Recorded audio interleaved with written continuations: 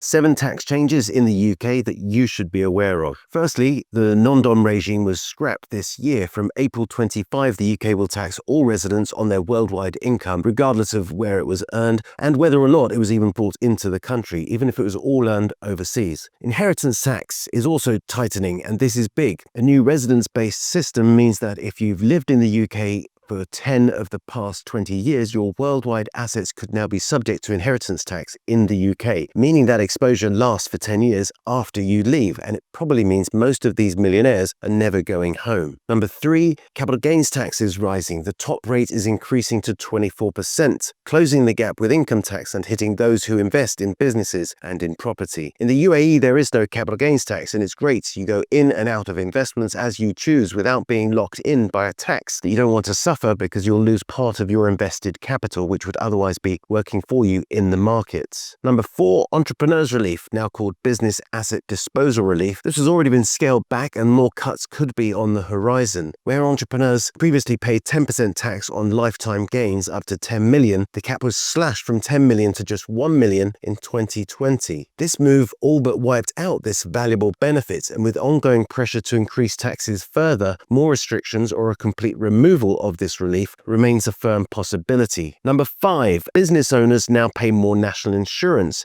In April, employers' national insurance contributions increased to 15% on salaries above £5,000, which impacts employers and employees because national insurance is just money being taken out of salaries. It's a stealth income tax. Number 6, inheritance tax for business owners, business property relief, is changing. The UK is tightening rules around this aspect of inheritance tax for business owners, which currently allow business assets to be passed on tax-free. From April next year, under the new rules, only the first £1 million of assets will receive the full 100% relief. Anything above that receives just 50% relief, subjecting the rest to 40% inheritance tax, which means a potential 20% tax bill. For family businesses worth more than £1 million, this means bigger tax bills on succession and potentially having to sell assets just to pay the tax bill, which is something not everybody will be able to do. Some families will definitely lose their business, which may or may not survive. Number 7, and last but not least, since January, the whole private education sector is subject to a lot more tax. Private school fees are now subject to VAT, so that's a 20% cost increase for millions of families, and the schools also lost their 80% relief on business rates. Now they have to pay the full sum.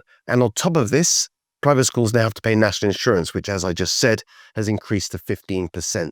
So clearly the UK is shifting towards a more aggressive tax regime, and more families are reconsidering their futures in the UK, and quite right too. Will the government impose capital gains tax on your home? What if they make trusts transparent so it's impossible to mitigate inheritance tax? What if they follow countries like the US, Canada, Australia, France, Germany, and Japan and implement an exit tax or an expat tax? Naturally, the UAE is part of the conversation because it has no income tax, no capital gains tax, and there's no inheritance tax, making it easier to build a business, to save and to invest, and to let your investments compound over time so that you can leave something decent to your loved ones instead of handing it all over to the tax man.